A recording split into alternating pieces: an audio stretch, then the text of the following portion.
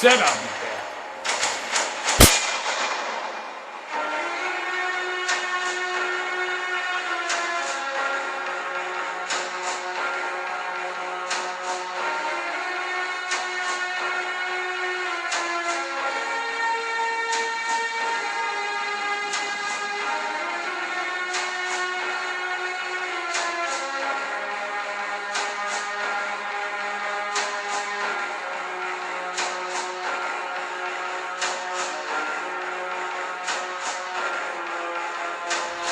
Okay.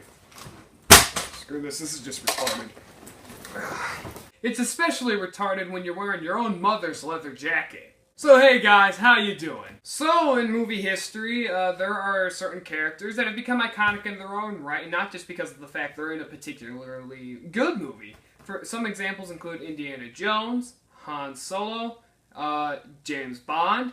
Any superhero nowadays has become recognizable, and to some extent, the Terminator. The character alone, the Terminator, is just iconic. And that's why I went ahead and I placed the Terminator series on the Action Movie Month schedule, because that's how, like, the character is so famous that he's made the movies famous, even if you haven't seen them. Though you should. At least the first two you should see. So, today we're going to look at the first, the second, and the third movie in this series, and then tomorrow we're going to look at Salvation and Genesis. And well, let's stop talking and let's get into the original Terminator.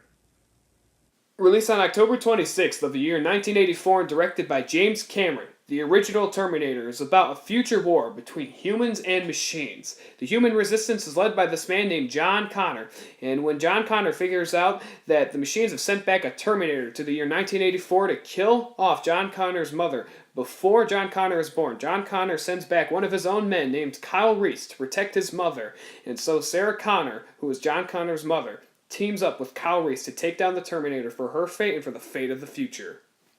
What makes the Terminator, the original Terminator from 1984, so good, so iconic? I think it comes down to the fact that the story, the characters, and I'd even say the effects are so fresh and so original. The idea of a future war between humans and machines is awesome, and the fact that time travel also has a hand in it is just as cool. The characters in this movie, with the Terminator, Sarah Connor, and Kyle Reese, all make this movie so worthwhile, and the characters are so memorable. Speaking about the Terminator, when we finally see that metal skeleton, it is awesome. The effects are fantastic. Stan Winston, who did the effects, would later go on to work with James Cameron on the movie Aliens and Steven Spielberg on the movie Jurassic Park. So, I mean, that's it. The original Terminator has great characters, has great action, has a great story, has great effects, has a great everything. I'm going to give the Terminator a 10 out of 10. And so, for those who know the director James Cameron, you would know that he is pretty much a flawless director. He makes great movies, he does. And he directed one of the best movie sequels in history with the movie Aliens.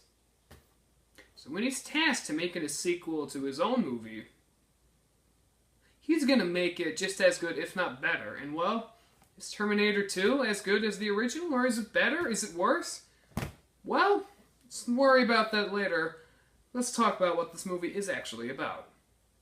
Released on July 3rd of the year 1991, directed by James Cameron, Terminator 2 Judgment Day follows Sarah Connor, a couple years after the events of the first movie, who has been put in a mental hospital. Her son John is living with a foster family, and unfortunately, this other Terminator has been sent back to kill John Connor, and then the T-800 from the first movie is sent back to protect John Connor.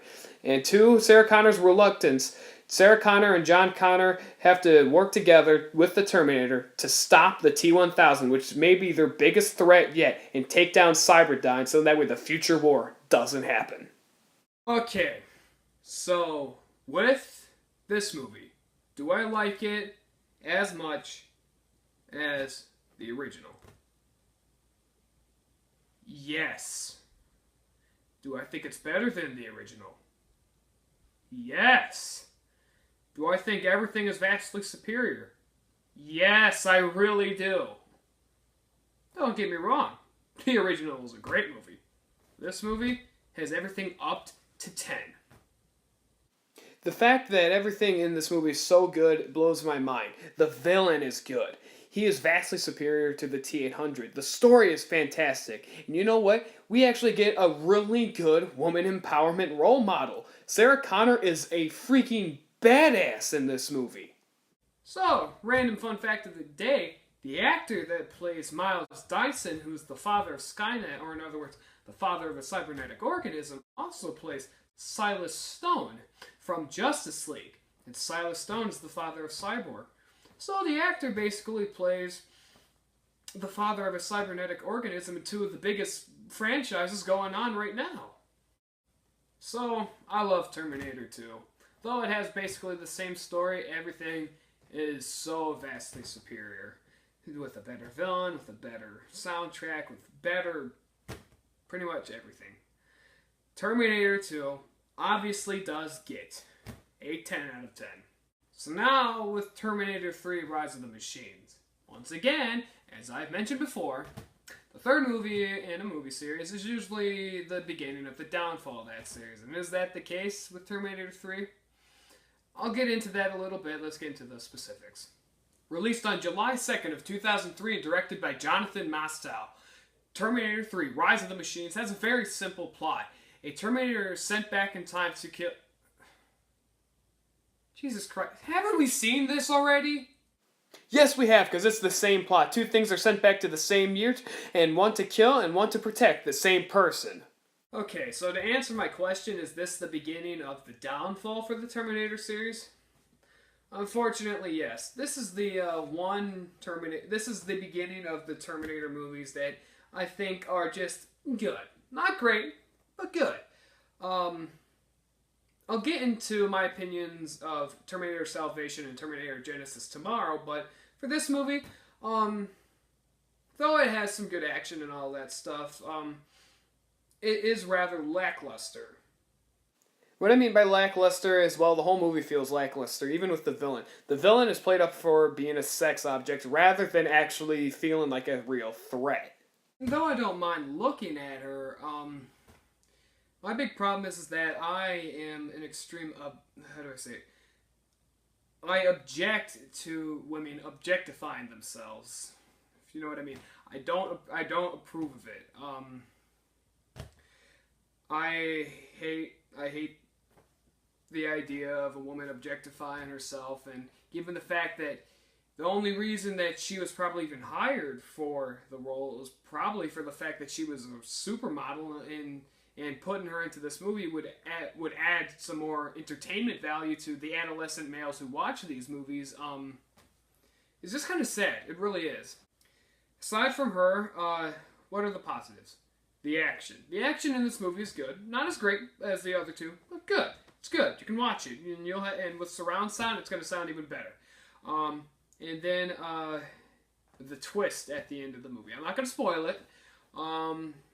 But at the ending of the movie, the twist pretty much makes up for this movie if you didn't like it. But as for me, it falls somewhere in the middle. I'd say it's above average. And since because of the fact that it's above average, average for me is a 5. Above average is a 6. I'm going to give Terminator 3 Rise of the Machines a 6 out of 10. Thank you for watching. If you could like, share, and subscribe, that'd be fantastic. Because if you guys are complaining about the quality of my videos, then you guys need to subscribe, need to watch the video, so that way I can get paid for doing this shit, and then I can actually make the quality better. I kind of need you guys to do that stuff, but whatever. I'm not going to force you to do anything that you don't want to do. Thanks for watching. You guys have a good day, evening, night, dawn, dusk, twilight. I can't think of any other term. And I'll see you next time.